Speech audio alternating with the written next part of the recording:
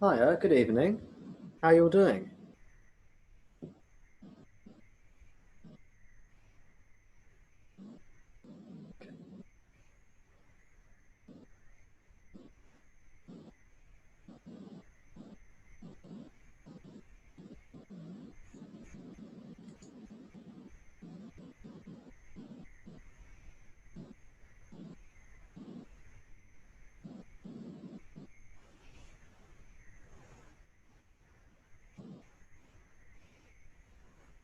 I hope you're well.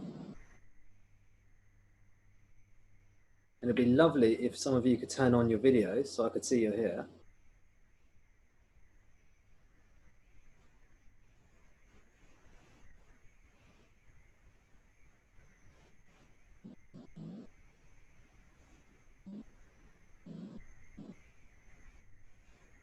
Hi, Sean.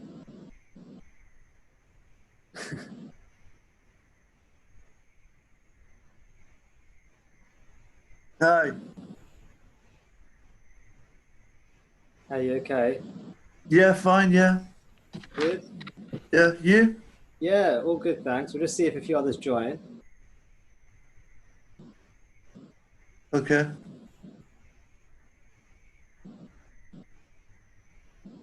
Hi there. You've got a new name. ZTE Blade V7, yeah? You're muted at the moment, so I can't hear you. I'll unmute you. No. Oh, it's not working. She'll need to unmute herself, I think. There we go. Is that it? It's the name of the phone. Oh, I see. Yes, yes. Hi. From Cornwall. Yes. Hi, Tom. This is Marie. Yes. Good to have you with us. How you doing?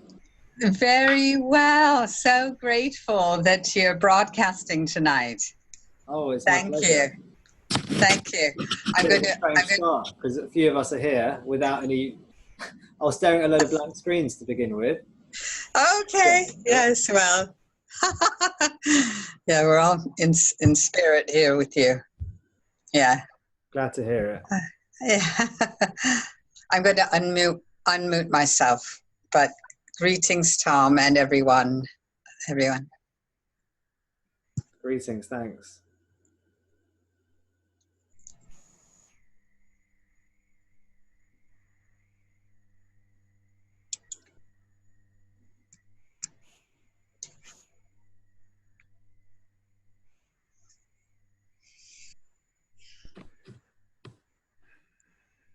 So Alex, Lenka, hello to you both. Gustavo, Michael as well. Om Shanti, Om.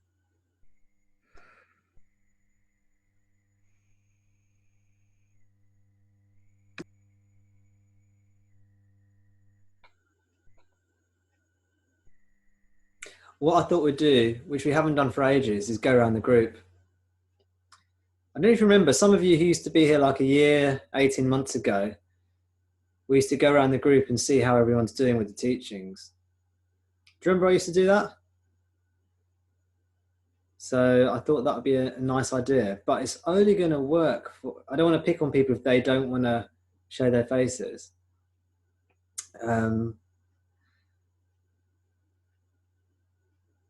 Anyone want to volunteer first? How are things? How are you doing? You can even ask a question or just share what you're going through.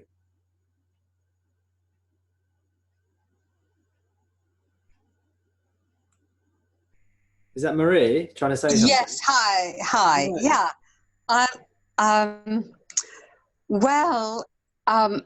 When I first began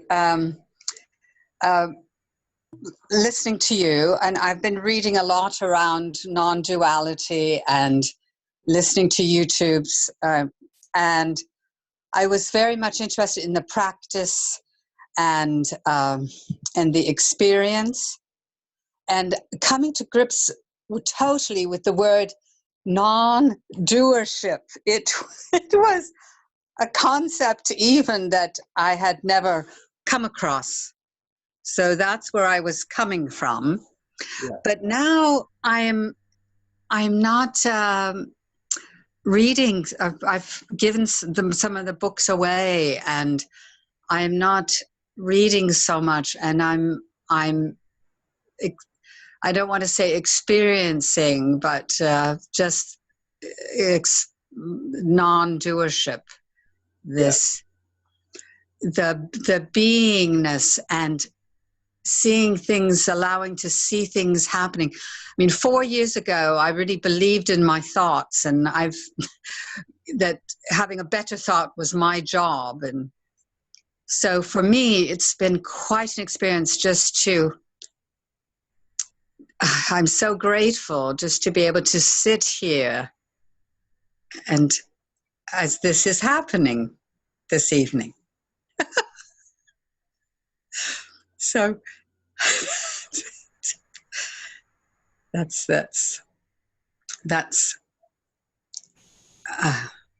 and you know what? It's a little judgmental because it's like, is this okay?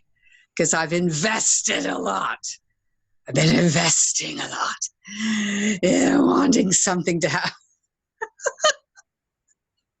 So I'm just wrapping my arms around myself, sort of in embarrassment that, oh my gosh, all that's for me, all that stuff isn't necessary. And it's just, I'm just laughing with you but that's the whole shebang, Tom. That sounds good. Sounds good to me. Well, I have to tell you what's such a comfort is one of the things that you often begin with is, let's take a deep breath.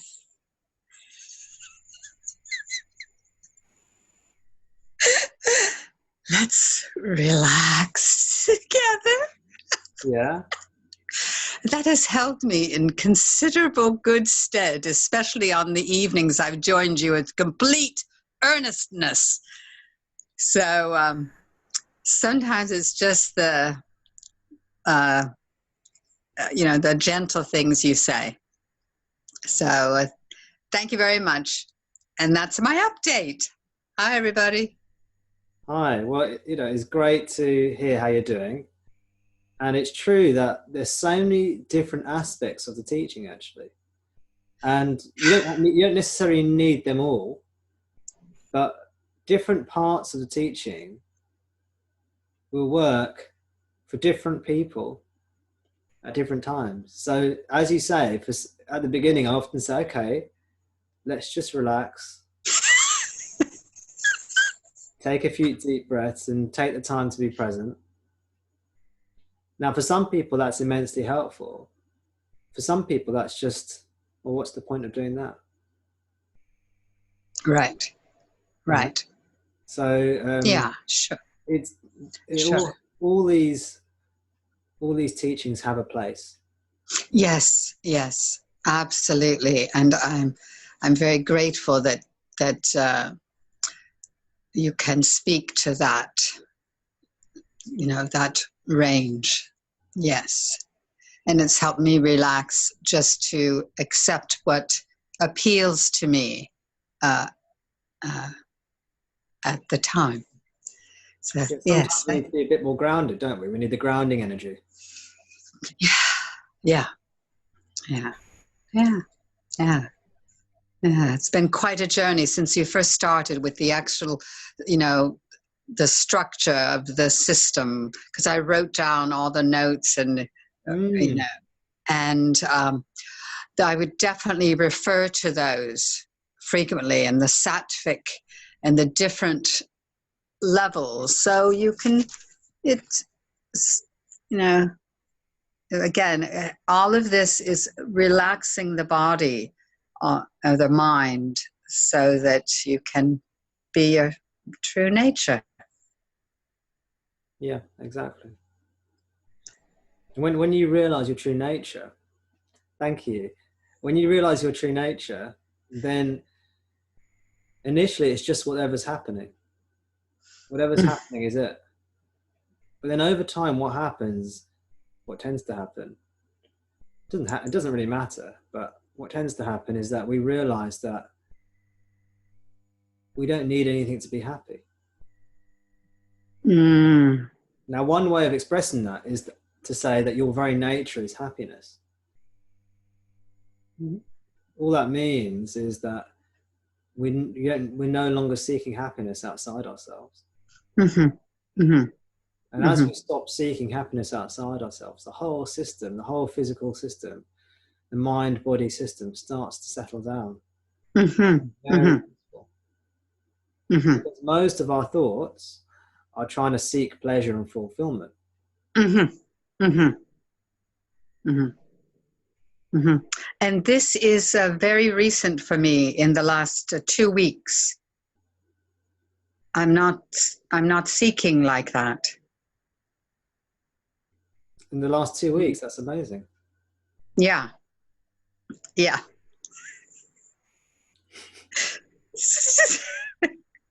So, yeah. Yeah. Here we. It's really quite. Yeah. It's almost being bored with those excitements. It is a settling. Yes, that's right. Exactly. Mm. Thank you. I'm going to moot now. Thank you. You're very welcome. Isn't that wonderful to hear how well one of us is doing here?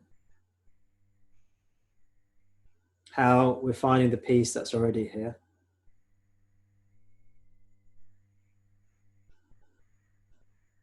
When you realize there's nowhere to go, when the mind starts to catch up and realizes it doesn't have to seek, then because most of the thinking, most thoughts, let's just say 99% of thoughts is actually seeking pleasure, seeking fulfillment, seeking enlightenment, seeking security, seeking physical security, seeking psychological and emotional security. When we realize we don't need these things fundamentally, then the mind starts to quieten down naturally.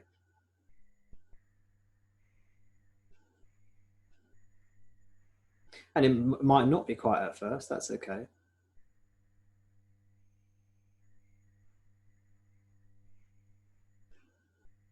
But when it's seen that there's nobody doing the mind is just a happening.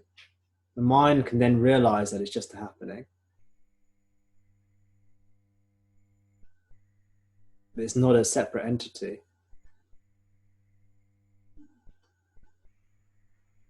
And there's just a knowingness, a presence in which everything happens.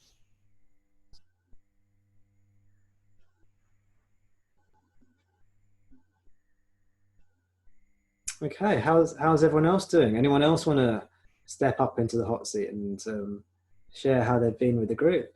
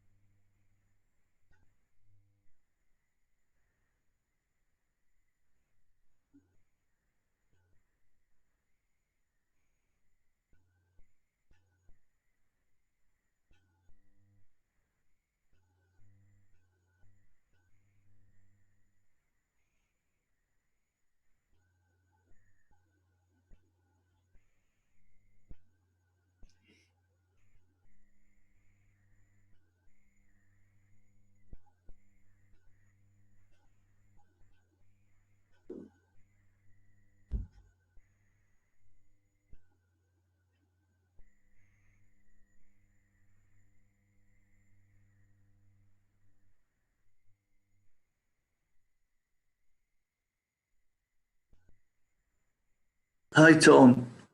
Sean. Hey, Sean, how you doing? Brave Yeah, man. great. I remember last time I was on here,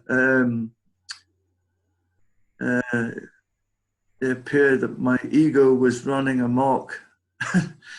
and I could actually see myself talking, witnessing it from another place, and I was just trying to tell myself to shut up, but I just couldn't, and it was like an automatic thing. Anyway, since then, I spent a lot more time listening and in silence, and it's amazing, really, how it just creeps up on you. You know, there's no you doing anything. It just, if you listen and apply the necessary concepts and practices, then it does, it really does. It creeps up on you without you knowing it. And then before you know it, you start to feel change, which is a wonderful experience, and the mind just naturally quietens. And just I was hung up on enlightenment as a big, you know, I was once in a sensational experience,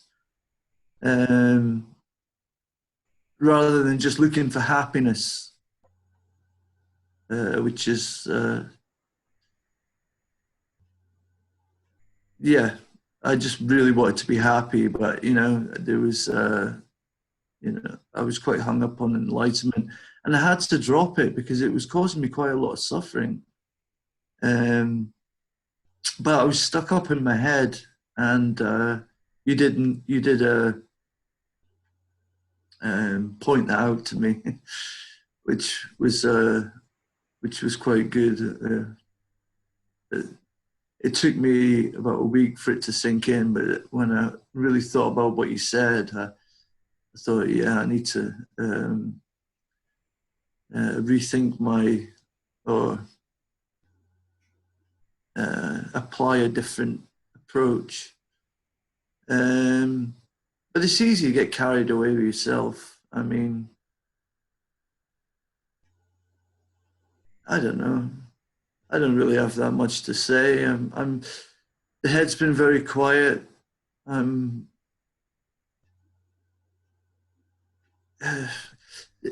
only thing that I've just been going with the flow, really, and the only thing that sort of the only question I have, which is something I think I should know, but when you talk about your true nature, could you just talk a little about that? Because I'm sure I've found it, well, life has changed that much that some changes happened radically for me, but I wouldn't know how to categorize, not that it matters really, but if you could just clarify it a bit or clear it up for me a bit. Sure, no problem. Please. Thank you. So what's your understanding of the true nature? What's your understanding? Well,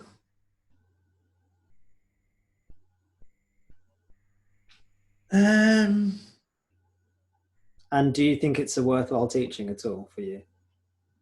Pardon?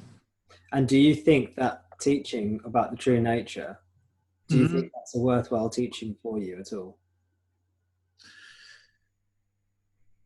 It's something which has confused me because I've been looking for something, I think, which isn't there, or I've been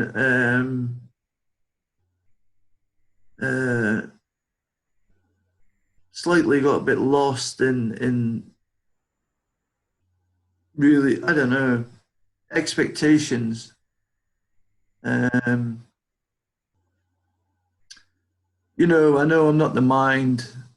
I know I'm not the body, mind body thing. I can clearly see that. So what are you then? Awareness. Well, conscious awareness.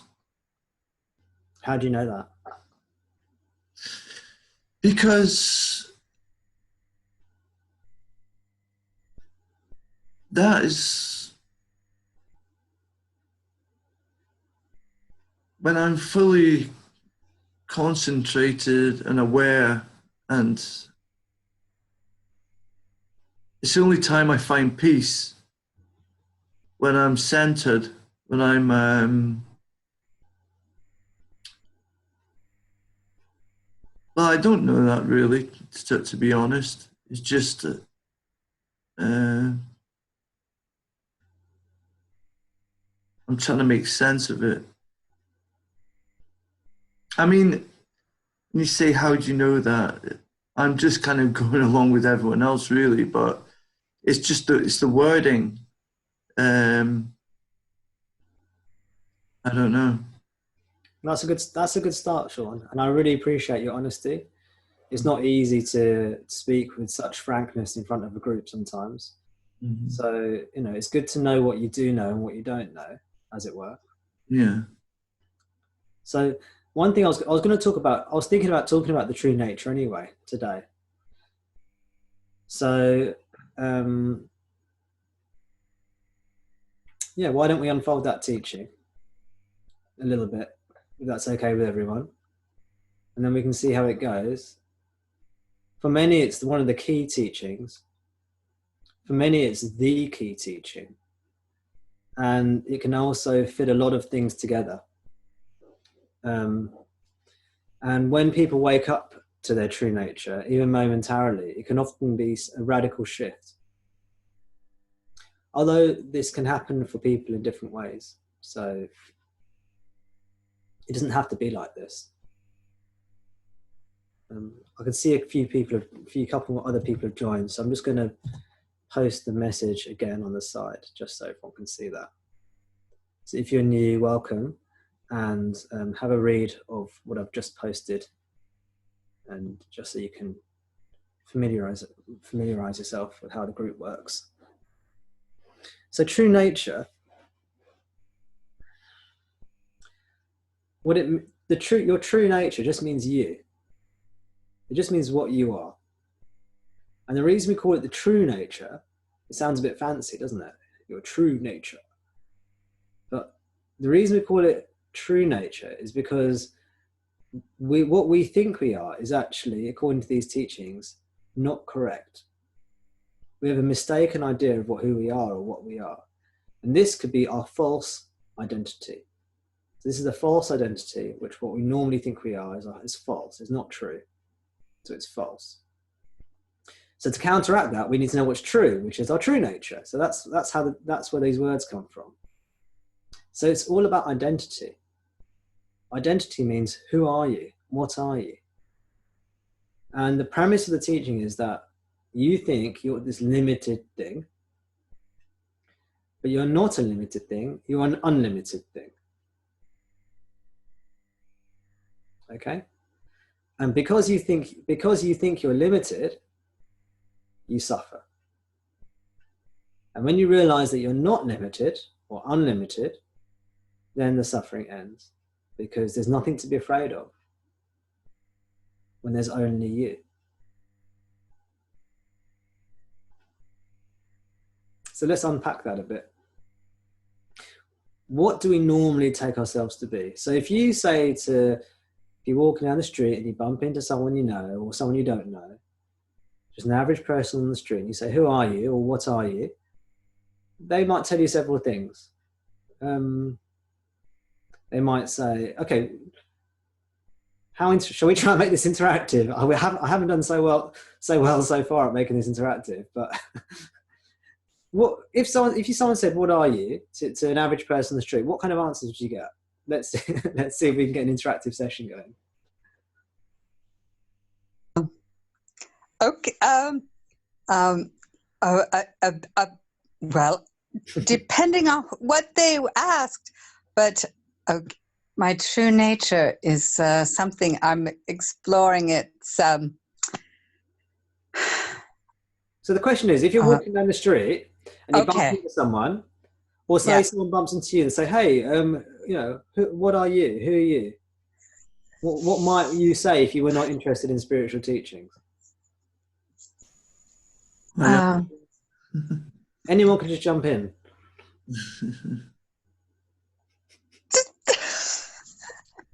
I would, if I was on the street, I would say I'm going shopping, or I'm. Yeah. Who are you though?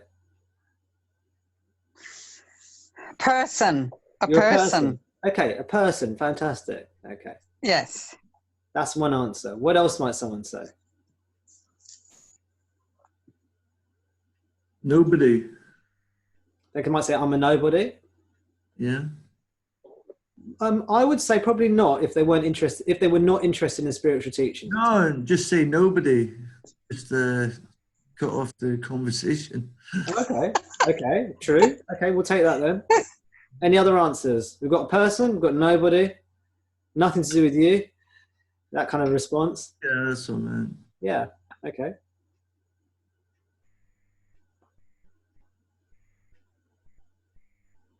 Human being. Human being, excellent.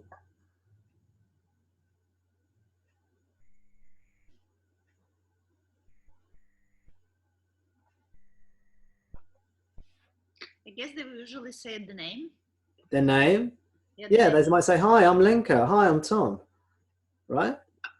I'm aware. I'm aware. No, that's a good one. But most people in the street, that's Amit who said that, right?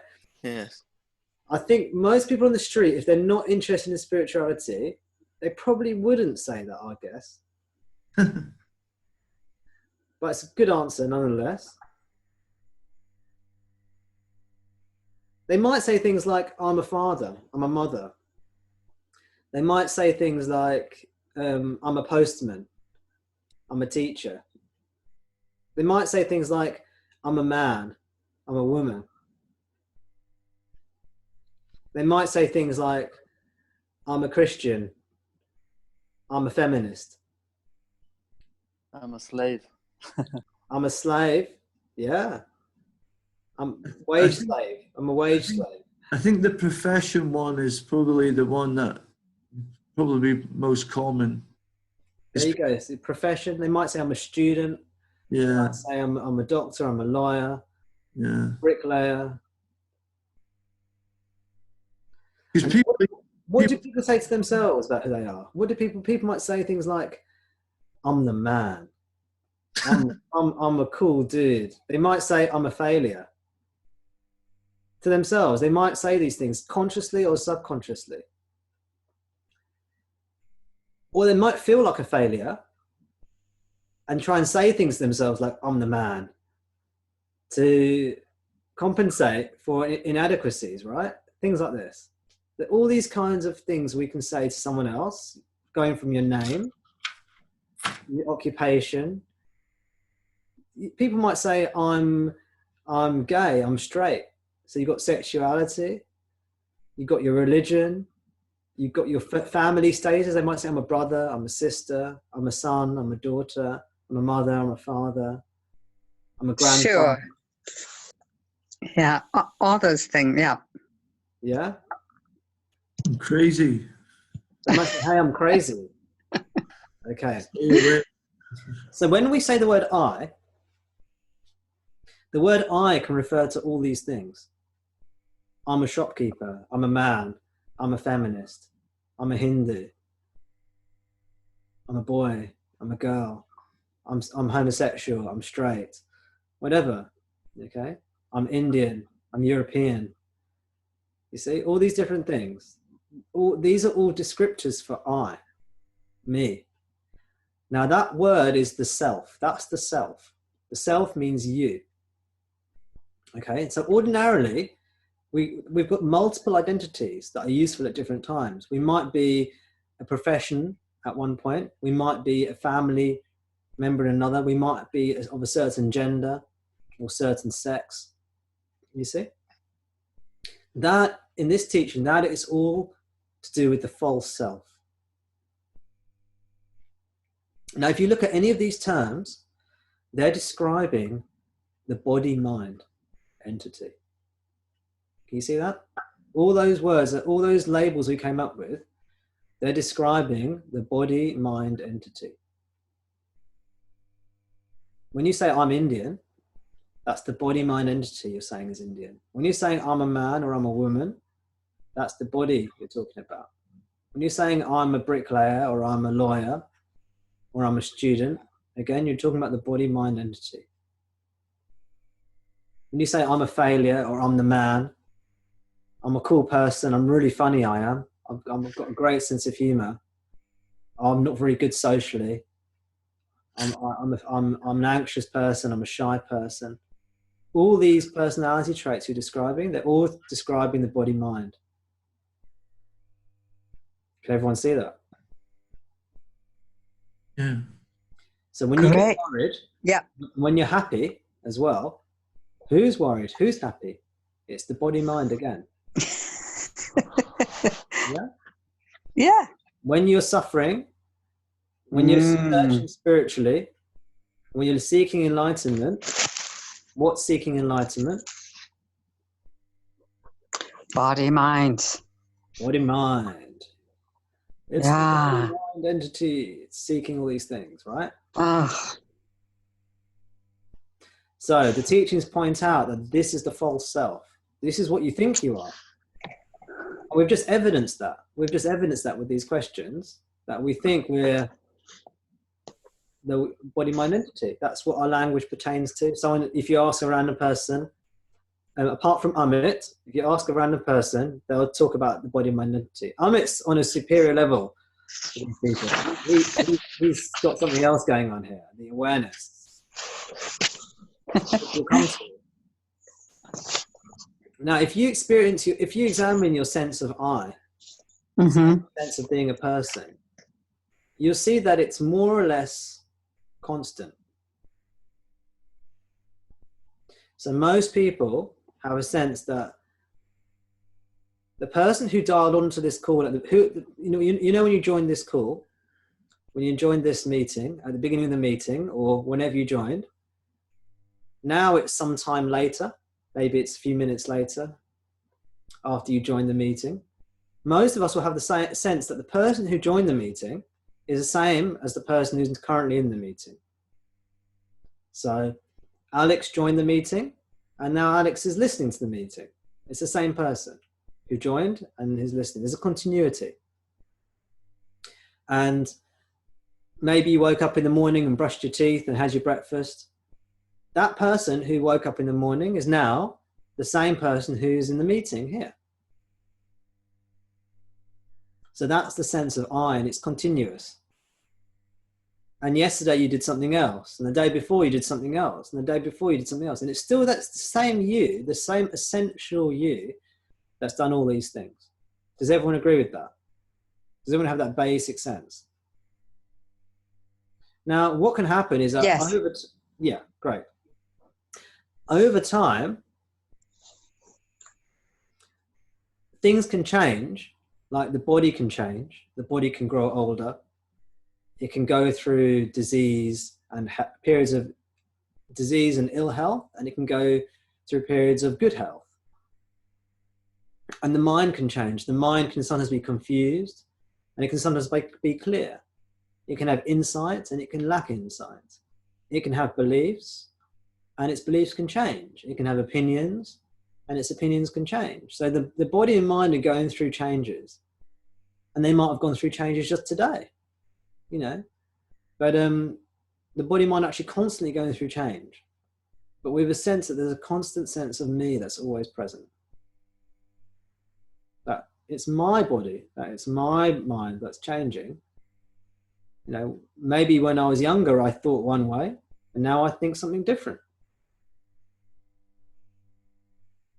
Maybe when I was younger, I wanted to earn lots of money and have a good career, and now those things aren't so interesting to me anymore.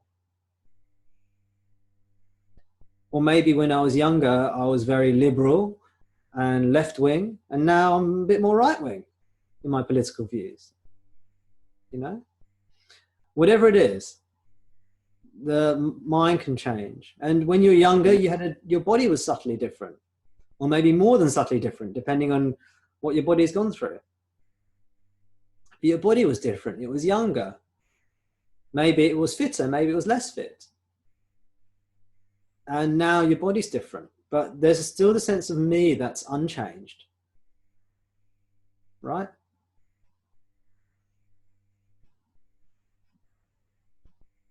So this is the sense of who we are. This is the I sense.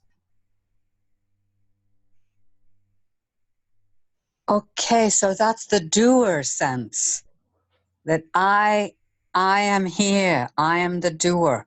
Is that right? It can be. Okay. So for most people, that's correct. For most people, the I sense is a sense of continuity that's always present. Yeah. When you're, as long as you're awake. Then Yes. there's also the sense that, yes, not only am I present as during the waking state, but I'm also doing things. So, but I want to step back from that and let's forget about the doing things for now. Let's just stick with the presence sense for now. We'll bring the doership in a bit. If you look, there's the same sense of being a person, being the same person, being Tom, let's say. When I was 10, I had a sense that I was 10. And then when I was 20, I had a sense that I was 20. And now I'm older, I've got a sense of whatever age I happen to be now. But even though the body and mind have changed, the sense of me remains the same. And that is indicating our true self. Because what we're saying is that there's something about our experience and who we are, our identity, that's unchanging. That's what we're identifying as. But the body and mind are constantly changing. So how can we, this unchanging sense of I, be the body and mind, which is constantly changing? We must be something apart from the body mind. Because we've got a sense that we're essentially the same, whether it was the beginning of this call and now, or when we woke up and brushed our teeth, or yesterday, or the day before yesterday, or when we were 20 years old, or when we were 10 years old. There's something in our experience that says, yes, it's the same person then as now. But what has remained constant in our life? It's not the mind has changed. The opinions have changed, the beliefs have changed, the emotions have changed. And it's not the body's changed. You see? But there's still a sense of me looking out through these eyes, hearing these words, experiencing life. So what is that? Sense of being. A sense of being, isn't it? It's always present in the waking state. Mm-hmm. I'm just saying the waking state just to keep it easy. I don't want to complicate things talking about the dream and deep sleep for now. We can go there later. But it's the basic sense of being, of being here, or of existing. Being, existing, being present, presence. It's all pointing to the same essential thing, or that we exist, and there's a sense of continuity despite changing the body mind. Now, before, remember, we said if you bumped into someone in the street who wasn't interested in spirituality, and you asked them, who are you? They would basically say, I'm the body mind.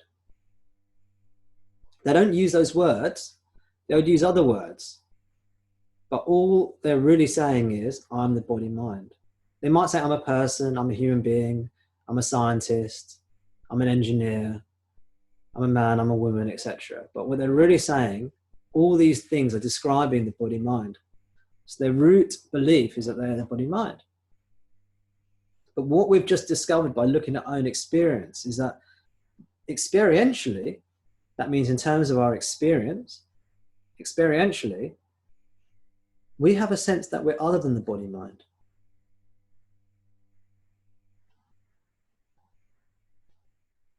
The same, and now let's use the word awareness. Let's use the word that Amit brought in, awareness.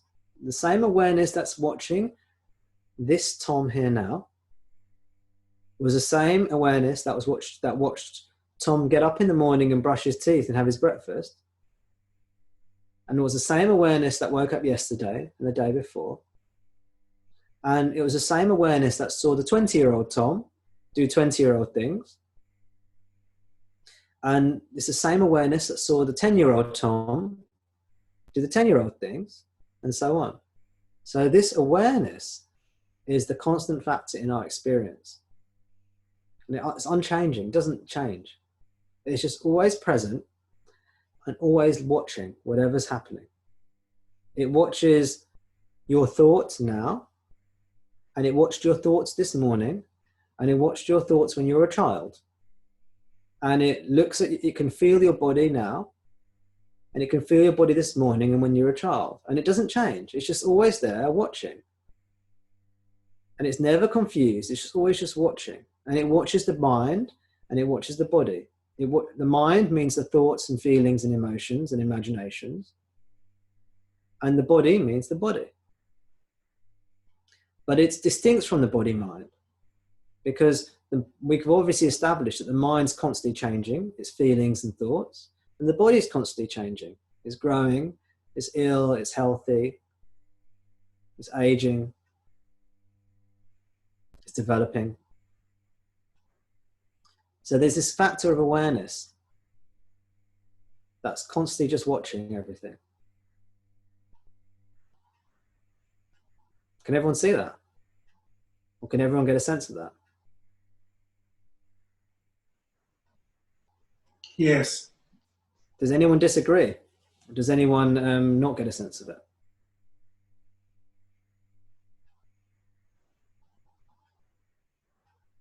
Okay. Now, we've said that this sense of I is unchanging. It's always there. Now, if we look at our experience again, and we look at everything that we're aware of, we're aware of basically three basic domains: the body, the mind, the world. Okay? Body, mind, and world. All of these three domains are undergoing constant change.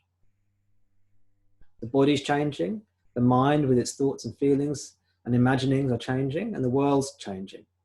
Some things change slowly, some things change quickly, but basically everything's in these three realms. Things are coming into being and then disappearing again. So their birth and death is constantly happening to phenomena in these three realms. Whereas the I is constant. Now, the body, mind, and world, these are things we're aware of. Anything you're aware of must fall into the category of either body, mind, or world. Anything you're aware of. Can anyone think of something that's outside of those three things?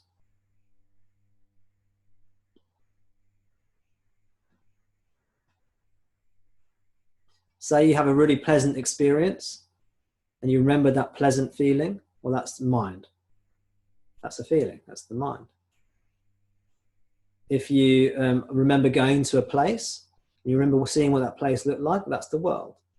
So anything you're aware of is in the realm of the body, mind, or world, and it's changing. Therefore, anything you're aware of is changing. Therefore, anything you're aware of cannot be this unchanging sense of I. I'll say that again. The sense of I is unchanging. It's a constant sense that I'm here. But everything we're aware of is constantly changing. Therefore, we cannot be aware of I. Because anything we're aware of undergoes change. And what we are does not undergo change. What we are is constant and unchanging. This constant, unchanging sense of me. Aware. Just aware, aware, aware.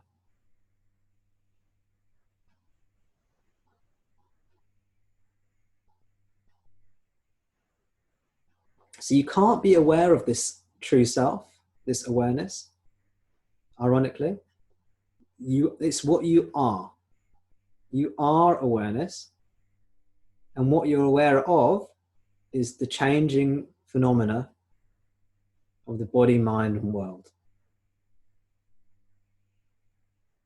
And everything you're aware of is not the essence of I.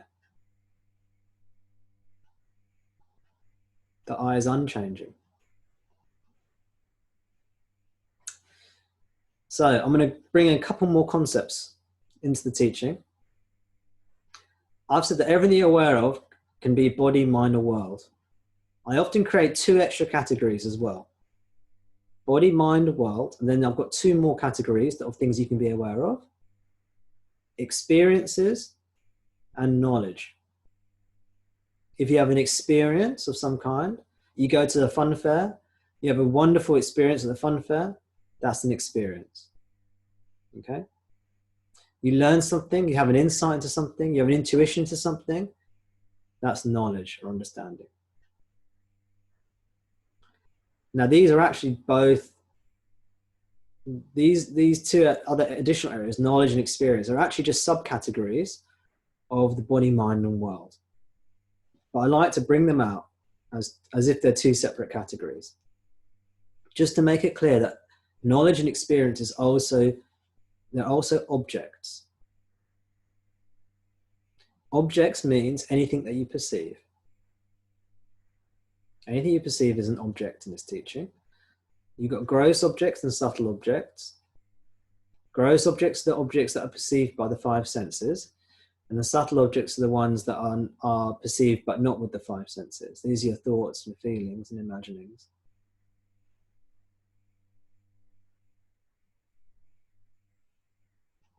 And knowledge and experiences are just a type of subtle object. So some people, when they say, oh, I felt my true self and it felt amazing, they're getting confused. Because the amazing feeling is not the true self. The true self is always there. It's the same. You can't experience it as an object. Because all objects are experienced by you, the subject. So this awareness is the subject. You cannot experience the subject because anything you experience is an object and subject to change. What you are is the changeless subject that cannot be experienced or known. Knowledge is also an object. All knowledge is an object, something that appears to you, or you can perceive, or you can experience. So these things are subject to change. Whereas what you are is not subject to change. How are you doing with that so far? Got a thumbs up, that's good.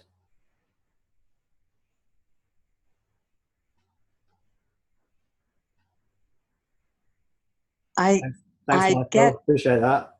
Yeah, I get the teaching in this structured sense of explaining our true nature.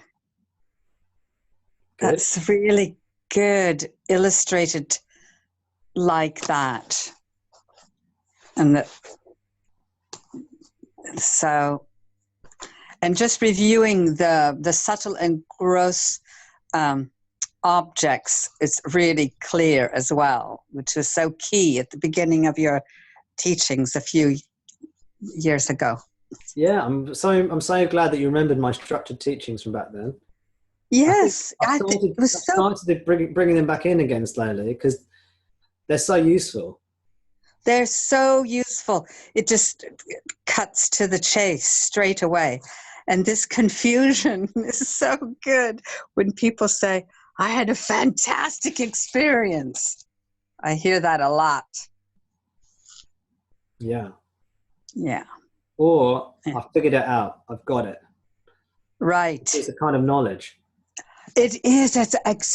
And that is my thing. That would be my thing. I figured it out. I've got it. You're right. That's been my go. And I've been able to see that differently because of this structured teaching. Okay, excellent. So we're going to carry on. So what you are is the unchanging subject. It's the sense of you existing, being. We haven't brought doership in yet on purpose. So we're not going, and we're just talking about the waking state for now, just to keep it simple. What you are is the unchanging subject. You never change, and you're unaffected by anything that's happening as well. It doesn't matter what's happening, whether you feel happy, whether you feel sad, you know, whether you're right wing politics or left wing politics, it doesn't matter. The sense of I is just there, the same. When you are a leftist, it's the same you that saw that was aware of the left-wing political leanings, and now you've gone right-wing.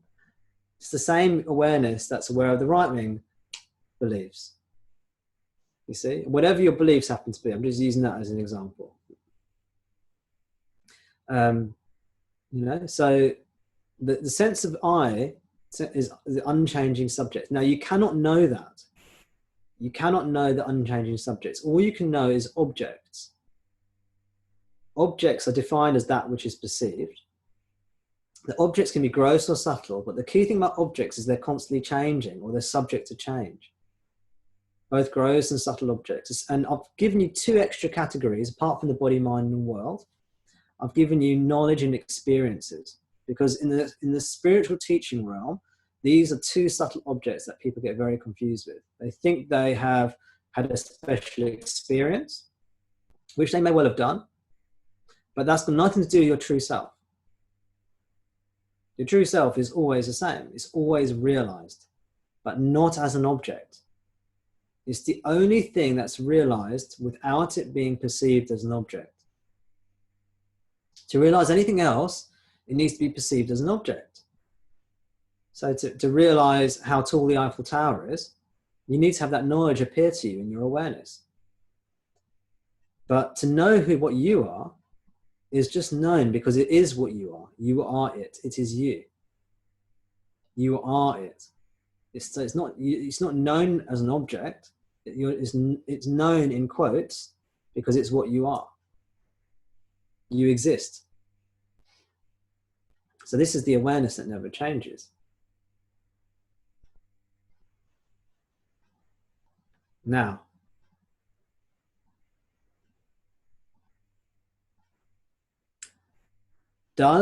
two questions then. Okay, the first question is, does this awareness do anything? Does this awareness do anything? I'm going to answer, okay? Does this awareness do anything? The answer in these teachings is no. This awareness doesn't do anything. So in the scriptures, they say it's unacting or non-acting or actionless. They say it's without action. It doesn't do anything. Okay. So, say I go and I pick up a glass of water and have a drink. It's perfect. I'm a bit thirsty anyway, so that's perfect timing.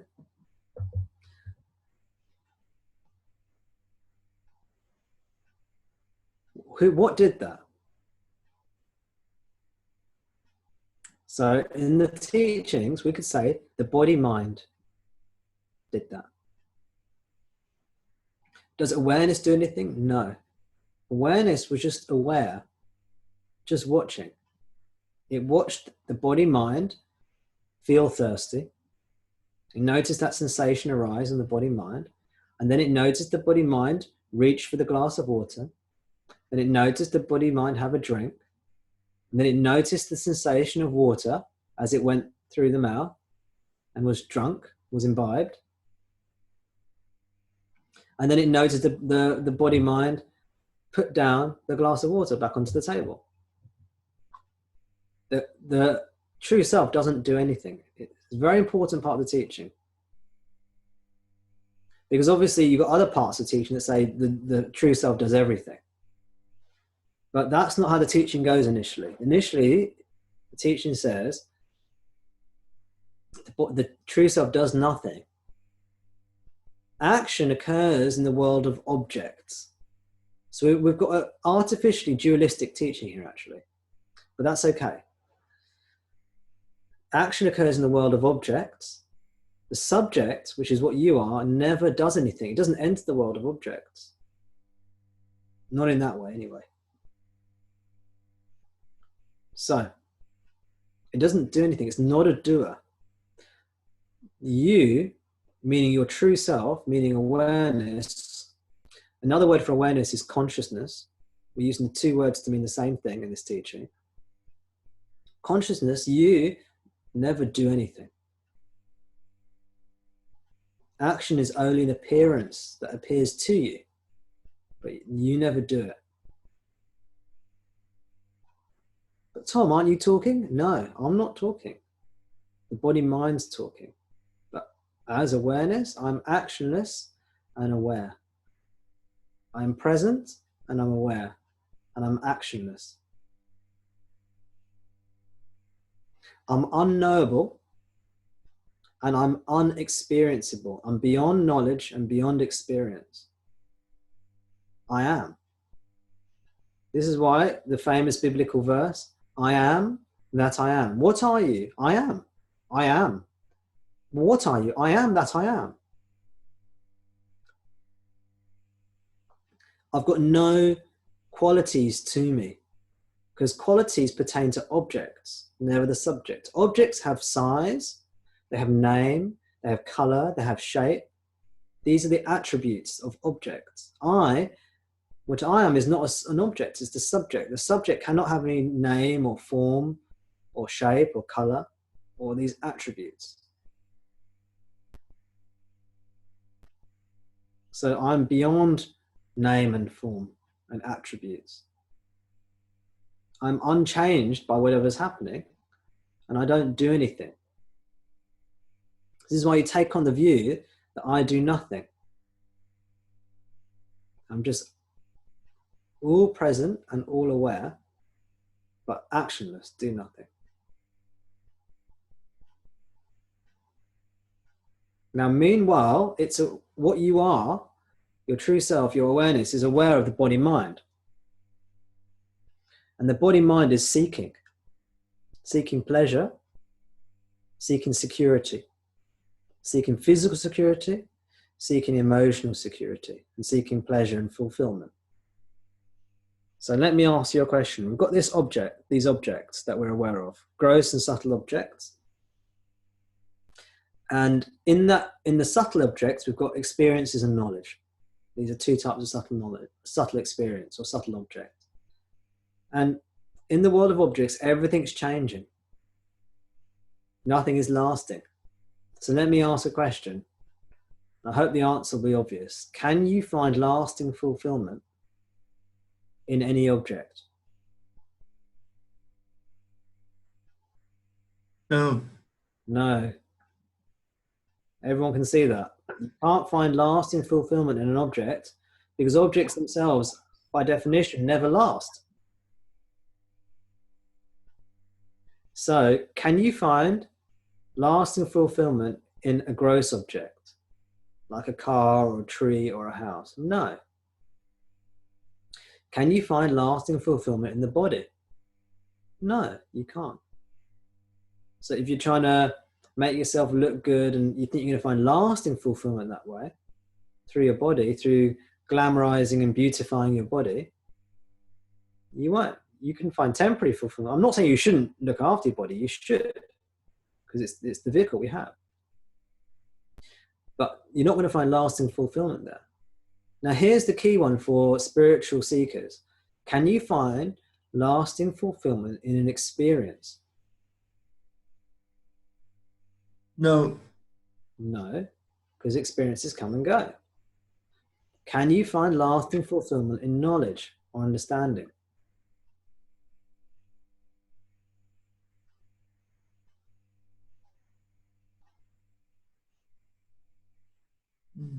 You cannot. Because knowledge comes and goes. It's something that appears to you in the mind. So knowledge and understanding is also provisional. Now you might notice, actually, just to complicate and confuse things a bit, maybe, is that this teaching is actually a form of knowledge.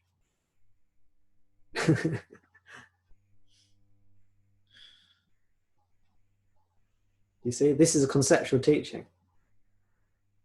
So the understanding, if you're seeing what I'm pointing at now, maybe you've seen it before because you've listened to teachings like this before. Or maybe you're seeing it for some of these things for the first time. This is all knowledge. But isn't there truth to knowledge? Yes, there might be. But can it give you lasting fulfillment?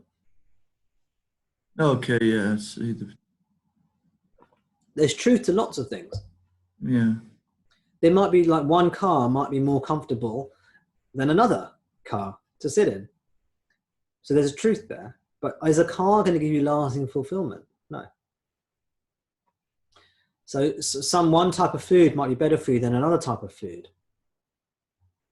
But will they lead to lasting fulfillment? No. But they might lead to, one might lead to a healthier body than the other. So we've got to be clear that what we are is beyond all objects. What does that mean? That means that it doesn't matter what's happening, what we are is unaffected, never changes. What we are is not an object, and so therefore it's not an experience. It's not, what we are is self-knowing. Well, in the text they say it's self-shining.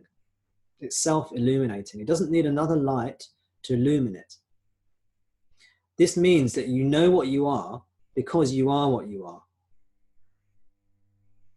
You don't know it as an object or an experience. Because you exist, because you are, therefore you can experience things. But you yourself are not an experience. You are beyond knowledge and experience. You are unchanged by knowledge and experience.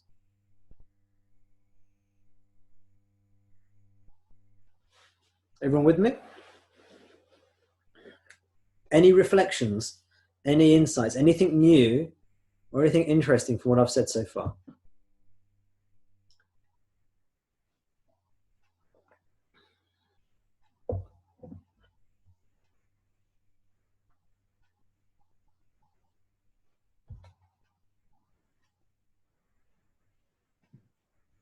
Just how you described it just made me aware how simple it is.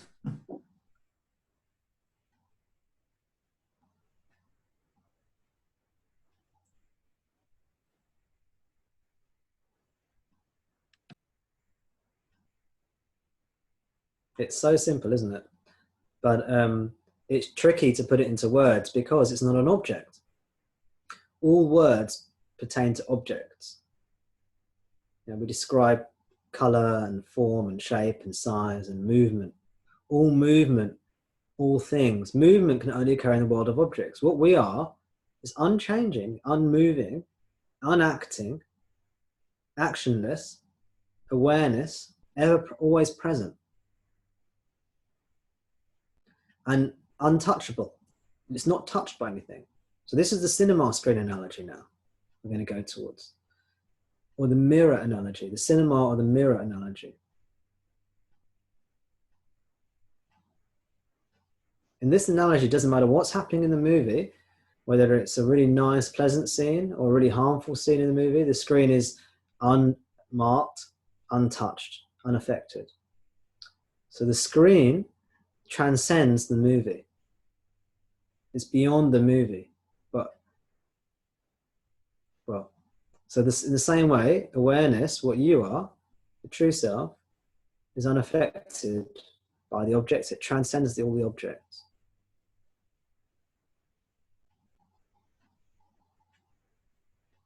So what you are is not an object, but you suffer because you take yourself to be an object. You think you are the body-mind, therefore you're suffering. That's called mistaken identity. And it's what in the scriptural teachings they call it ignorance. It means you don't understand. You've made a mistake. This root mistake is when you take that which is not you, which are all these objects, which are not you, to be you. So you think you're the body-mind. You've mixed. You think I is the body-mind. So to get out of this, you say, no, I'm not the body-mind. I'm awareness. I'm actionless awareness.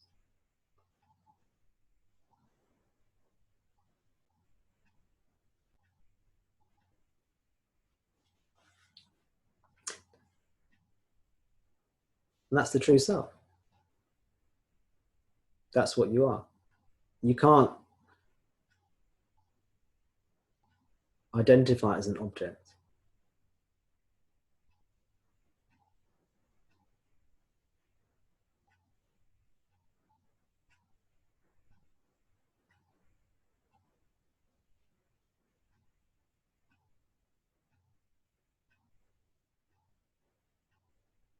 Now, when you seek happiness, you're almost always seeking, you're always seeking happiness through an object. You're trying to attain some kind of object to become happy. Whether it's a gross object, like a car or a house, or a person, a spouse, or whether it's a subtle object, such as power, or some kind of experience, or some kind of knowledge or understanding.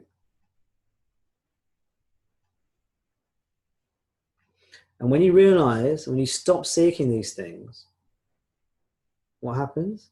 You start to feel happy.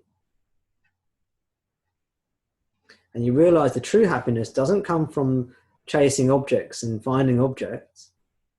That might give you temporary, fleeting pleasures. But the deeper sense of peace and happiness comes when you stop seeking these things, because you realize, first of all, you realize you are not the body-mind. And second of all, you realize there's no lasting fulfillment in these objects. The body-mind is inert in these teachings. It just is like a machine. There's no one doing anything there. It's just happening by itself. Just an inert machine functioning. And what you are is you just happen to be aware of it. So there's no one actually here in the body-mind. It's just an inert machine. In the text, they use the word inert, or they use the word insentient. They say the body is inert. It's insentient. It's just a machine. There's no entity inside making decisions. It's just acting according to its conditioning. In Sanskrit, they use the word karma. It's just acting according to its karma, according to its destiny, according to cause and effect. Just an inert machine, a biological machine, but a machine nonetheless, like a plant or a seed or a bacteria. These are all like organic machines, organic computers, organic processes.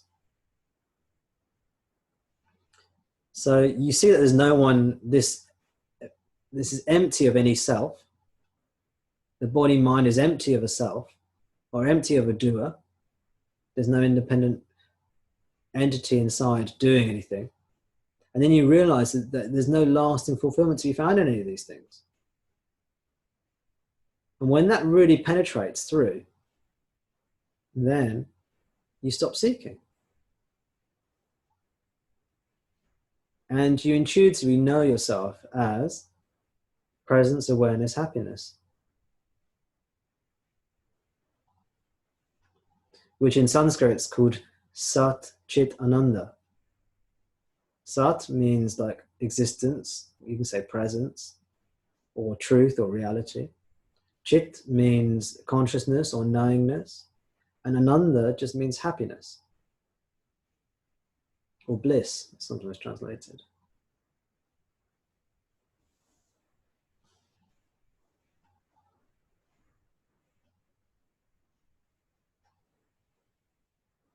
So every time you take yourself to be the body-mind, you suffer.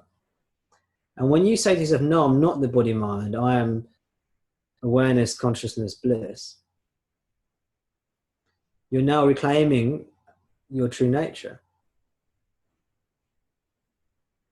That process of saying, I am not objects, I am the subject, is called discrimination or discernment.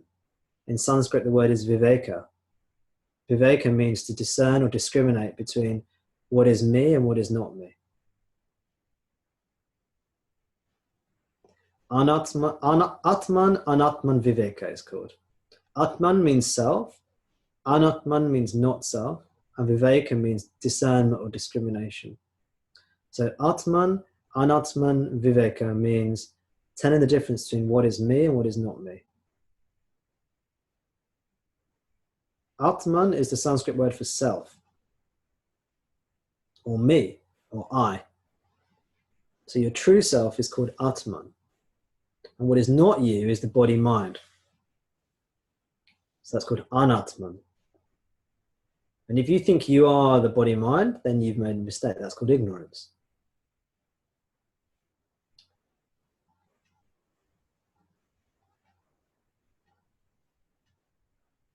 So this is the teaching of Viveka. Viveka means telling the difference between what is self and not self.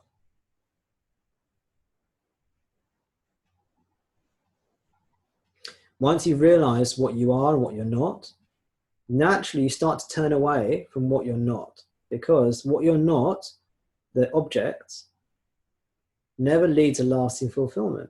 So you become less interested in them. And what you are, the self, is constantly present. Always there. So what's better to see? Where are you going to find the lasting peace? Are you going to find it in something that's fleeting and changing? Or are you going to find it in something that's persistent and unchanging?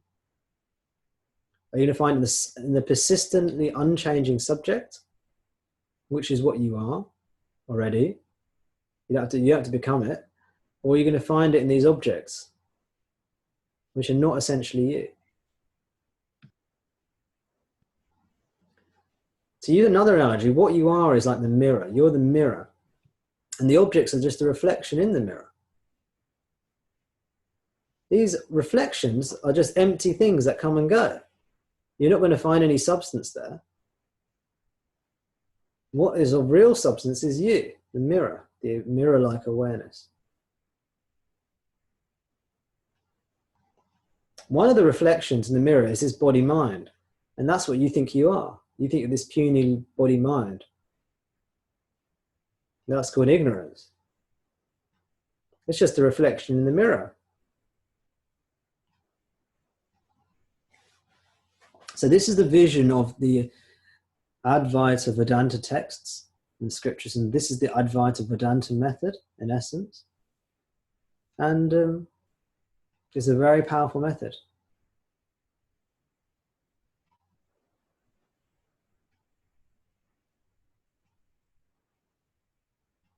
Now, just like the objects in the mirror, the reflection in the mirror is just made out of the mirror. The reflection in the mirror is just made of the mirror. The substance of the reflection is the mirror itself. Now, the reflection is not the mirror, right? The reflection is not the same thing as a mirror. The reflection is different to a mirror but the reflection is made out of the mirror, and the reflection is dependent upon the mirror. The mirror doesn't depend on the reflection. The reflection depends on the mirror. In the same way, the objects, when you look at them, they're just made out of awareness, like a dream. All the objects in the dream are just made out of awareness, consciousness. They appear in your consciousness as consciousness, but they depend upon consciousness. Or the cinema screen, the movie in the cinema screen, these pictures, these moving pictures, when you look at them, they're nothing but the screen. If you grab hold of the movie, you're actually just grabbing hold of the screen. The movie is not the same as the screen. The movie is dependent upon the screen. The screen is not dependent upon the movie. When you turn the movie off, when you switch off the TV, the screen remains. And the same with it. So the awareness is what we are. It's just ever present. It's eternal. It's timeless.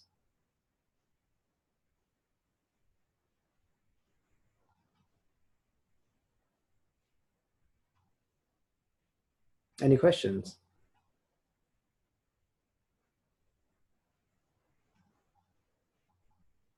When you say timeless, just to clarify, is it just mean just not within the realm of time? Yes, that's what it means. It just means, so I haven't talked about time and I haven't talked about space. Mm-hmm. Space and time. So time occurs within the movie, within the appearance, within the objects. And time doesn't touch awareness. And space appears within the world of objects. But awareness is beyond these things. It's beyond space. It is that which is aware of space. It's aware of the spatial dimensions. It's that which is aware of time as well. So time occurs within it. But it is beyond time and space. It's just what you are, Sean. Not the body-mind, but what you are. It's what you are. Already. You're already one with everything. Just like the cinema screen is one with the movie. But you're not the movie, in essence.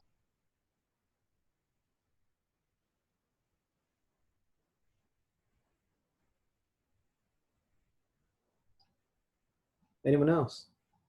Or we'll go back to you, Sean, if you've got any other things to say. Anything else from anyone? So we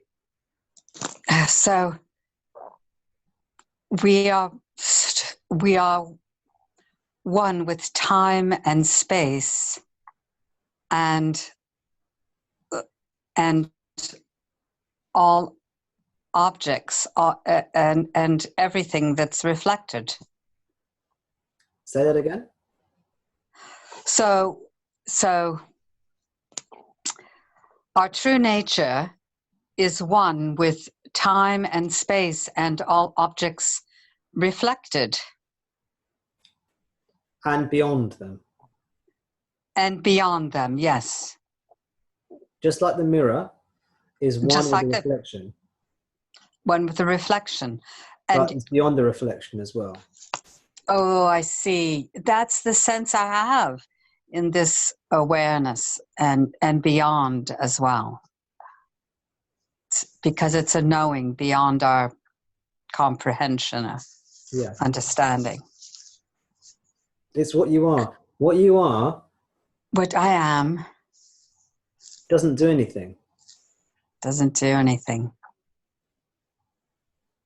It's just so easy. It's so easy. Gosh. Ah.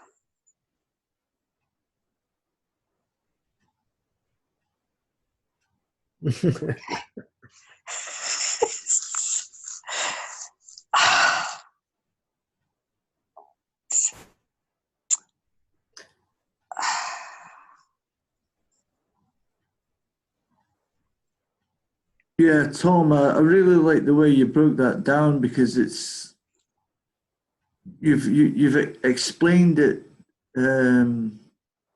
very simply but very directly, and it's caused me quite a lot of confusion because I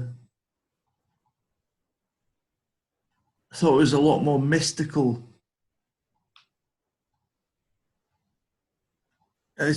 Yeah, you just explained it where I felt it more than just know it. Thank you. Oh, you're welcome.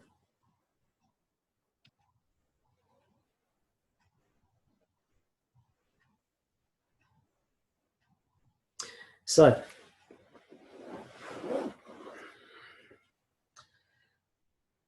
what you are doesn't experience anything either directly. It's the body-mind that experiences things. So the body-mind feels pleasure, the body-mind feels pain, and that's a known to awareness.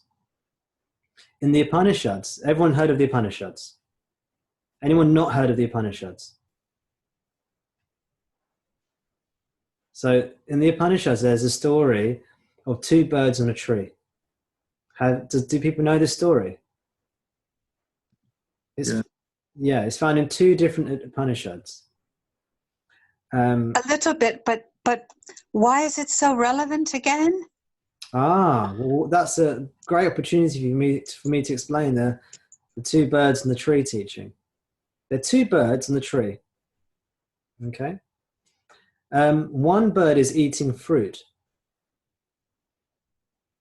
and the other bird is just watching. One bird is eating the fruit, and the other bird doesn't eat the fruit, doesn't do anything. The other bird just watches. The bird that's eating the fruit sometimes has sweet fruit and feels pleasure, sometimes has bitter fruit, and then experiences suffering. The other bird, what does the other bird do? Watch. Just watching. Doesn't do anything. Okay. Which birds does so we've got the bird eating the fruit and the bird just watching. The bird just watching, does it ever suffer? No. No. Okay. Does the bird that's watching, does it ever do anything? No. No. Watches. Just watches. The bird that's just watching, does it ever receive the effects of the actions of the bird that is eating the fruit? No. No. No. So if the bird has a sweet fruit, if the bird that's eating eats a sweet fruit and feels wonderful, does that affect the bird that's watching? No, it doesn't.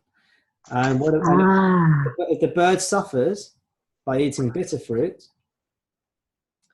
you know that horrible feeling when you eat something bitter and it like sends a shiver down your spine and it feels horrible. The other bird is unaffected.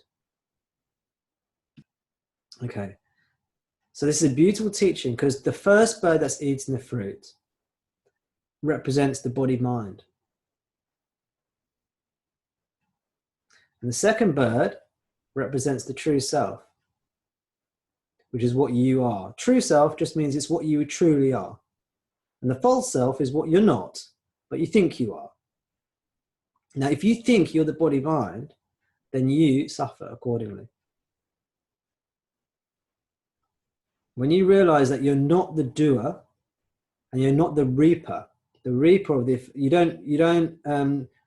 sower and the reaper. So there's a saying, as you sow, so shall you reap. This means it's about cause and effect. When you plant the seeds in the ground, if you plant good seeds on good soil, then when you reap the fruit, the harvest the crop afterwards, and you reap it with the sickle or the scythe, like the Grim Reaper, when you reap it, when you harvest the food, it'll be good food if you planted quality seeds on quality soil. But the self, the true self, is beyond cause and effect, beyond pleasure, pain. The body mind will experience pleasure and pain because that's what happens to the body mind. You know, you can't control what fruit comes your way. The fruit is just the metaphor for what happens, the things that come to you in life. Sometimes you'll receive sweet fruit in your life, and sometimes you'll receive bitter fruit in your life. That's what happens in the world of objects. Sometimes it's sunny. Sometimes it's raining. Right? Now, enlightenment doesn't mean it's always going to be sunny. Literally, it doesn't mean you can stop the rain falling. You can't control the fruit that come to you. But it's realizing that in your core essence, you're unaffected by any of this stuff.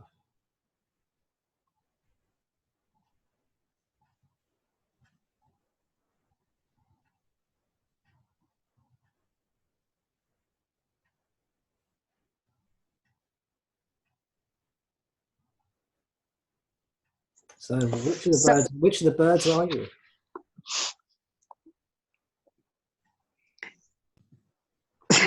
If you're suffering, you've taken yourself to be the fruit eater.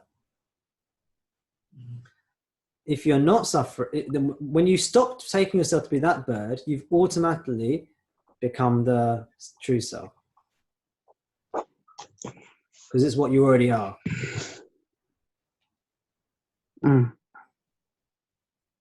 So is enlightenment living from that place constantly, continuously? This is the start. This is the basic start of the teaching. Mm-hmm. What happens from then? Should I carry on, or am I going too fast? Well, just to say, I have a question about, I hear this statement, and this person had an unshakable connection to their true being. Unshakable. But even if there's... So what happens is that when you first hear this teaching, yes, you may not understand it at all. So you're fully identified with the body mind. Yes. Or the fruit-eating bird. Yeah. Maybe at some point you hear it and you suddenly realize, oh yeah, the fruit-eating bird is just an object that appears to me. What I am is the unchanging, unacting, actionless awareness that never suffers. As awareness, you never suffer. Awareness never suffers. The mirror never suffers. Suffering occurs in the reflection. The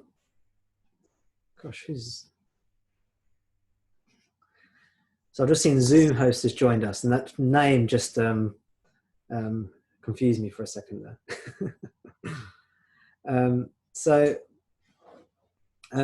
As awareness never suffers, so this is identifying which of the birds you are. So what happens when you see it, you suddenly realize, oh yeah, I am not the fruit-eating bird. I'm the bird that just watches. That's who I really am. But then you might, through the force of habit, because you've been identifying as the body-mind for such a long time, you immediately or sooner rather than later you get drawn back, if you're like most people, to believing that you're the body-mind entity, and you'll start to suffer again. And then you've got to apply the teachings that actually, what am I? And you have to go back and have a look and see what you are. And you re-establish that you are the true self. You are awareness, and you're not the body-mind.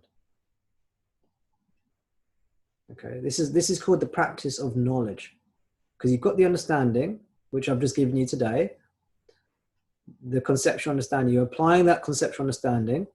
This is the path of knowledge, In Sanskrit, the word for knowledge, one word for knowledge is jnana. So it's the jnana yoga path.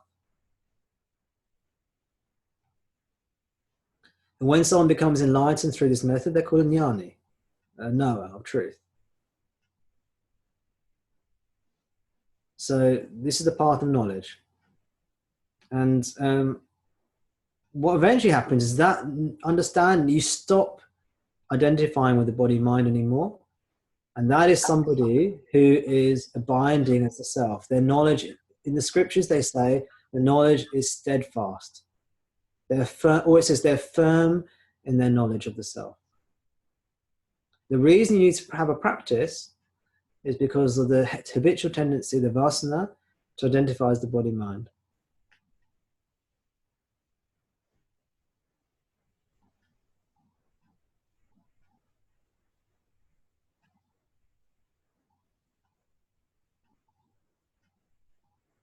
As this teaching grows in you, you start to lose interest in the objects so much. You'll still have to have interest in them to survive. You still need your food and drink and shelter, and in our society we need money too, because that's the means by which we purchase the essentials we need for life, the body needs. So from the survival point of view, thinking and surviving and living carries on. But apart from those things, the interest in objects as a source of pleasure or security, like psychological security, ego boosting, that goes, completely starts to drop off. And as that drops off, the mind becomes much, much quieter. And the peaceful aspect of the self, the ananda aspect, starts to bloom and materialize. And then what happens, when the mind becomes very quiet, it enters into a state called samadhi, which is just a very still state of mind in which the last vestiges of ignorance are dissolved and destroyed. And that is moksha, enlightenment.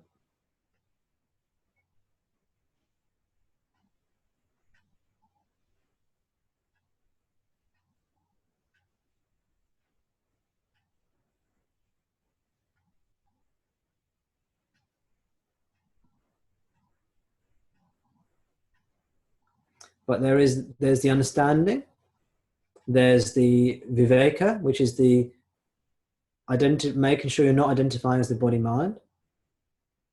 And then there's the dispassion. In Sanskrit, the word is vairagya. The vairagya naturally develops as you realize that objects are of no use to you anymore, apart from for the body to survive and to do its thing in the world. You will start to not be interested in things in the world. Naturally, it'll just happen. And the mind will become still because the happiness comes from within. The fulfillment comes from within. You don't even need fulfillment. You don't even need the happiness. That's the real, it's happiness beyond happiness. It's not the experience of happiness. It's not even needing happiness. What you are is resplendent and beautiful beyond these objects.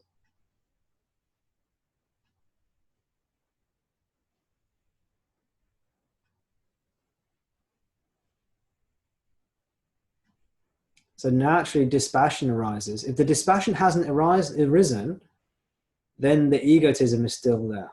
There's still an attachment to the body mind. Egotism just means identifying as the body mind in these teachings.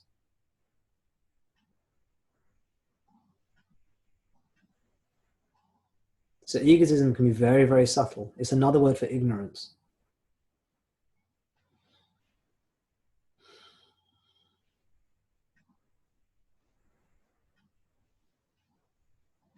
Any questions? No, I thought I had an understanding, but I wish I'd heard it put it like this 3 years ago. It has saved me a lot of misunderstanding and ignorance. So yeah, thank you for that. So what specifically have you found useful about today that you thought you wish you had 3 years ago? You just described it so beautifully and just so clear. And also the nature of yourself. I was unclear about your true nature, and it was something which was causing me suffering. So yeah, it's just had a lot of loose ends, which are kind of now coming together, because you've just explained basically the you say the basics, or the really well. Thank you. It's a pleasure. It's a pleasure to do this. I'll upload this onto YouTube, and then you can listen to it as many times as you like. I was gonna say, I hope you upload this. That'll be great. Fantastic. Yeah.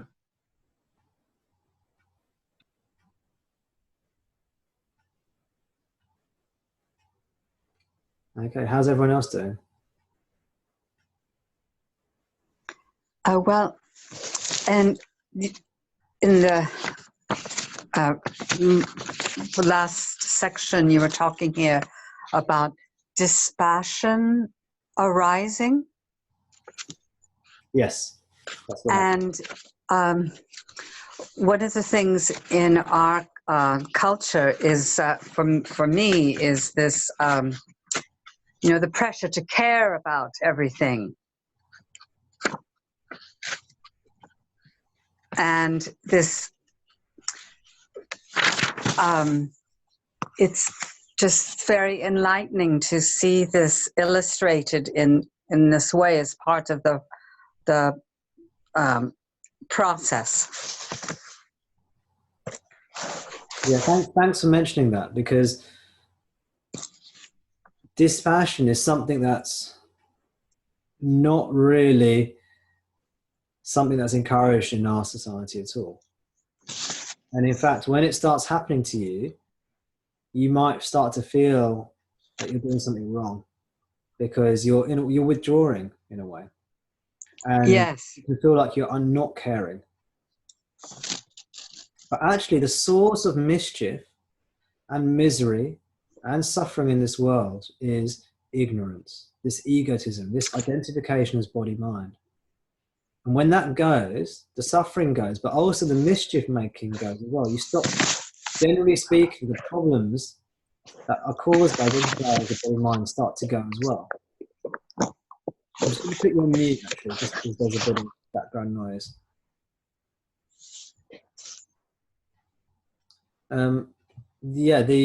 The mischief making, the suffering to yourself, and the suffering that's caused by yourself in the world also diminishes, because you're no longer invested in the body mind. And the egotistical drives would lessen. So if the reason you are caring and affectionate towards someone or towards a cause was because of an egotistical reason, then that might also go away as well. But luckily for us, the human nature within the appearance, within the phenomenal appearance, the human nature is actually to be kind and caring. So what will happen is that you just become very caring, compassionate and kind.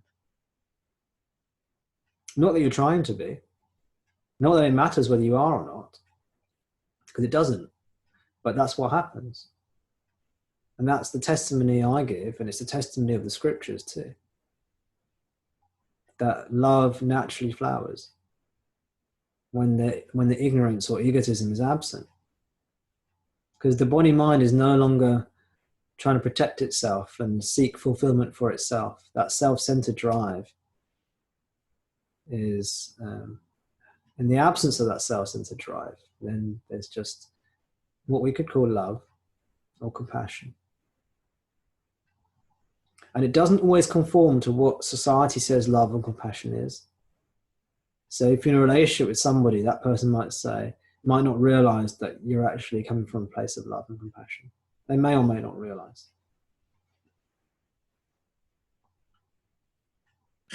So what you are is unknowable.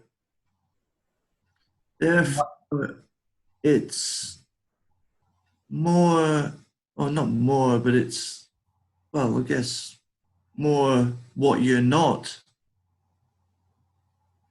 And then you're left with the love and compassion.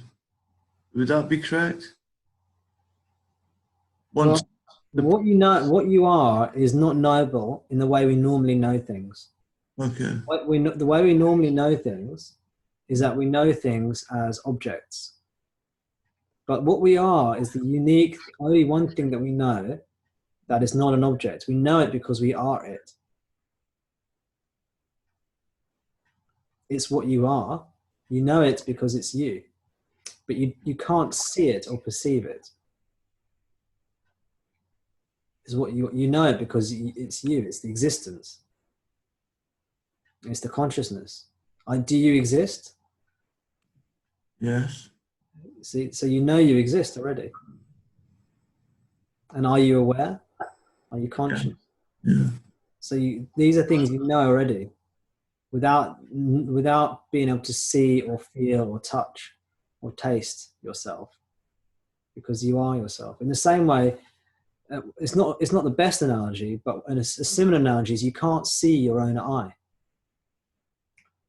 You know, the eye is in like the vision, the organ of vision, EYE.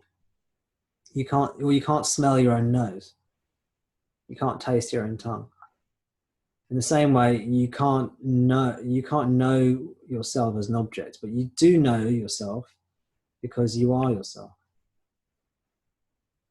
You can't know it in knowledge or in perception. You can just be. Yeah, it's what you are. Yeah. So this is why it's difficult to put into words. But you've done a good job of that, though. Oh, thanks. No, you have, though. You really have. It's really hit home. Thank you. Oh, good. I'm very glad to hear it. Very glad to hear it.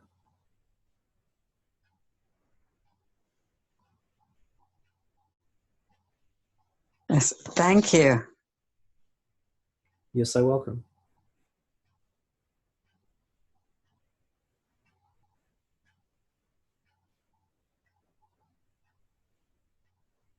I especially like the word mischief. The mischief making diminishes. Yes. Yes, so because we're not so invested in the egotistical reasons of Yeah, you stop caring, basically. You yeah. stop minding. Caring meaning minding, but you do care in the sense that of being affectionate and being kind and gentle and compassionate. Yes, that naturally. Yes. You're not trying to use anyone or take advantage of anyone, because you're not trying to gain anything from anyone. There's nothing for you. You don't need any of that stuff. You're not trying to use an object of any kind to fulfill yourself, because you're self-fulfilled. You're self-fulfilling. Right. So I'm not trying to gain anything, though, and that's so subtle. You're saying this egotism is a very subtle, or can be, Yeah. and so part of that relaxation is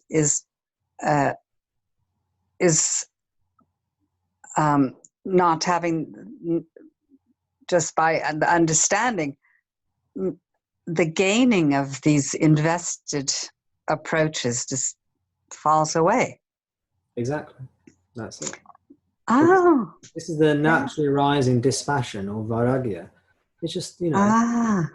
And then what happens is the human body just naturally functions according to its conditioning, according to its genetics, according to what it's meant to do. My concern is that it may leave you vulnerable to manipulation. Yeah, these are the kind of things that the mind throws up, you see. So now the mind has been trained to protect the body mind. So the mind will throw up all sorts of reasons why this is dangerous. Because what you are is not the mind, but you think you're the mind. The mind has convinced you that it's you. That's the false self. So the bird eating fruit, the fruit eating bird even, the bird that's eating the fruit, that's also the thinking. That's also the thinker as well. And you're the bird that's just watching. But now the thinking mind, which is the bird eating the fruit, the body mind, the bird eating the fruit is the symbol of the body mind. That starts going, oh gosh, this is going to happen, that will happen. But that's not what you are. You're not the body mind. You're the awareness. You're the consciousness. So there can be a process of worry and fear cropping up, and then hopefully faith in the teachings emerges as well. You develop faith in the teachings and faith in the process.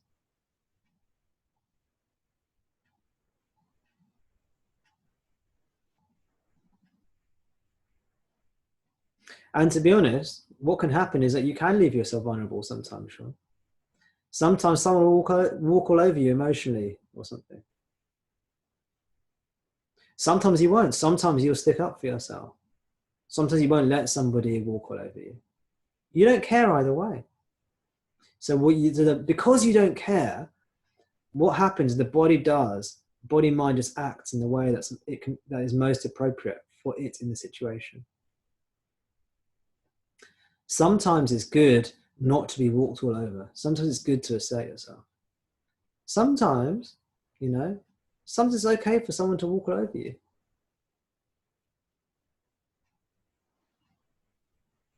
I'm not saying take abuse from people. I'm just saying it's funny the way this works. You don't have to stick up for yourself all the time. Sometimes it's okay just let someone say something to you. And sometimes it's good to say, no, I'm not taking that. I'm not accepting that. Don't treat me that way. You see, so the mind becomes very clear because it's not caught up in confusion and ignorance. So the mind starts to become much more intelligent as well. As it becomes peaceful and clear, this is the sattvic energy coming in, and sattva is naturally intelligent. And you won't always get it right. Be more likely to get it right with a sattvic mind. There's not so much distortion there.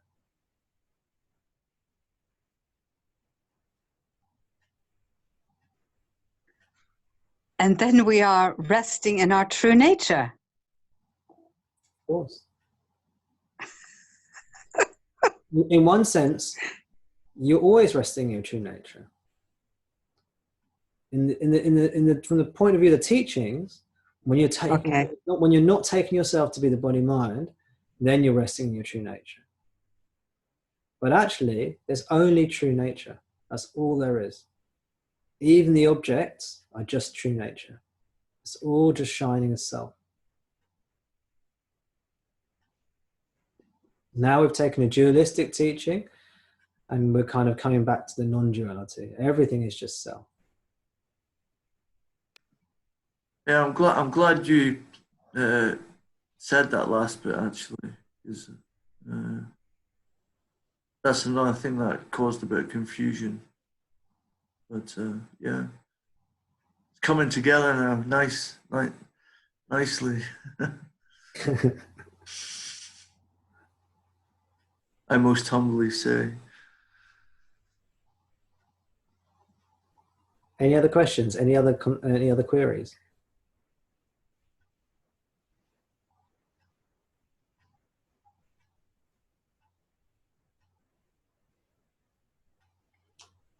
I see there are some people who haven't got their videos on. How are you guys doing? Is it Gustavo, Amit, Zoom host? How are you guys doing?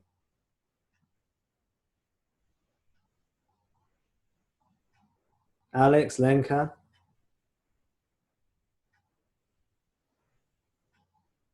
How have you found the team? Amit, is that you? Yeah, there's somebody else as well there as well. Oh, excellent. Who have you got with you? Oh no, I was just letting somebody else go. Oh, you go for it, Amit. You've got the spotlight now. Oh no, yeah, it's just good. Just good as in good to hear you talk and good to let it sink in and uh, almost I sort of closed my eyes and was just listening to the words, and even when it was silent, it was good. So that was nice. Nice. I was going to say nice experience, but it's just nice being. Yeah. I am finding you go about your day and your little distance from what you're doing and things seem to happen and things just seem to fall in place and you're just happy. Happy is the wrong word, but just at peace, I think. So no, things are I don't want to say good or bad, but things seem to be in flow. Yeah, sounds good.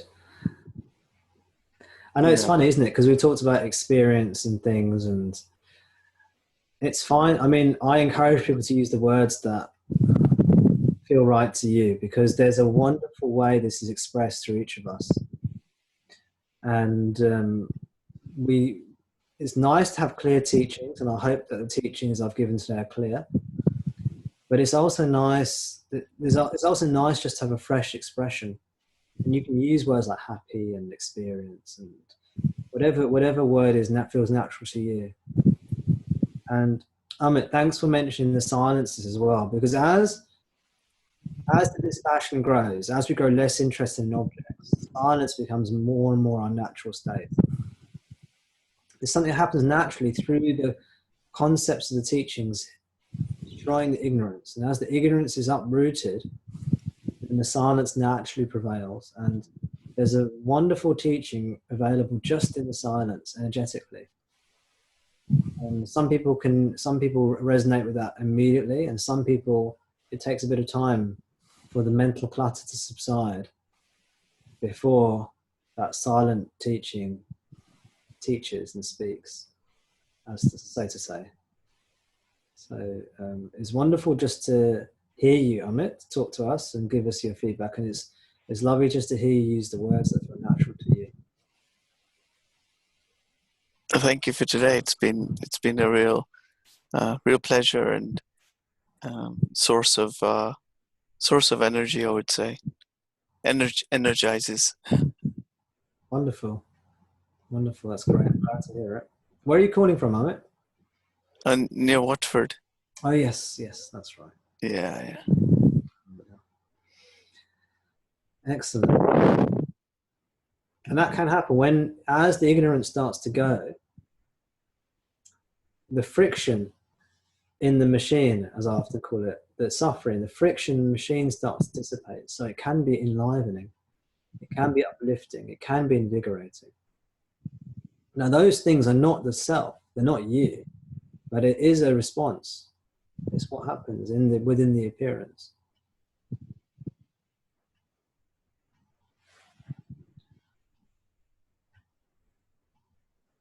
Lenka, Gustavo, Om Shanti Om, Zoom host.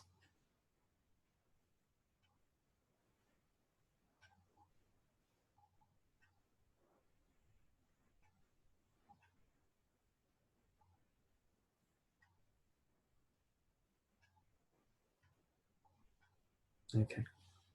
Well, thanks all for being here. Thank you, Tom. We'll end with a bit of silence.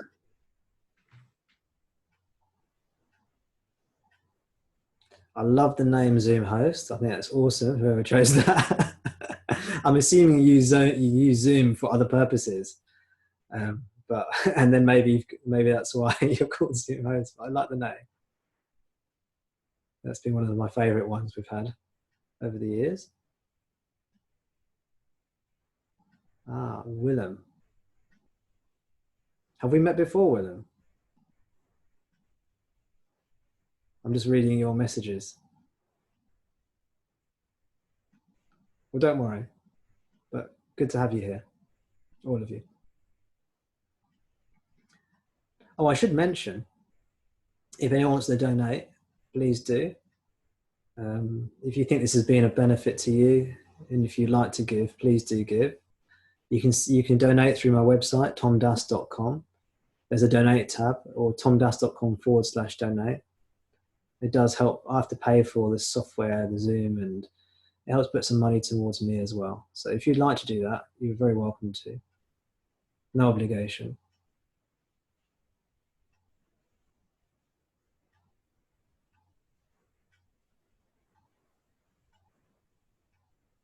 I can feel your minds become very, very quiet and silent, which is a wonderful, pure, peaceful, gently positive energy that I can feel. So let's just utilize that while it's here. Like all objects, energies come and go. And when the peaceful energy is there, seize it. And when I say seize it, I mean relax into it and allow the mind to become still and sink back into your awareness. And at the same time, know who you are, know what you are. You are that which you are. You are that which you are. You are the Supreme Spirit.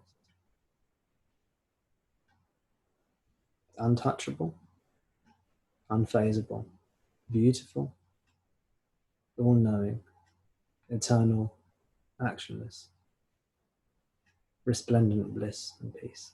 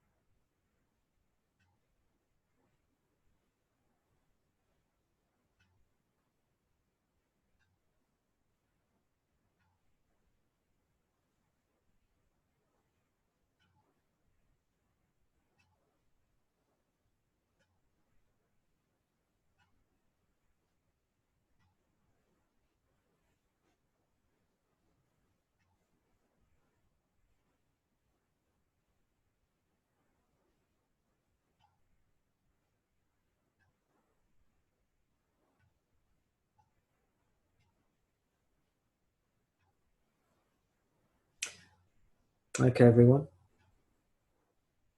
Wishing you much happiness and peace. My love to you all. Until next time, take care.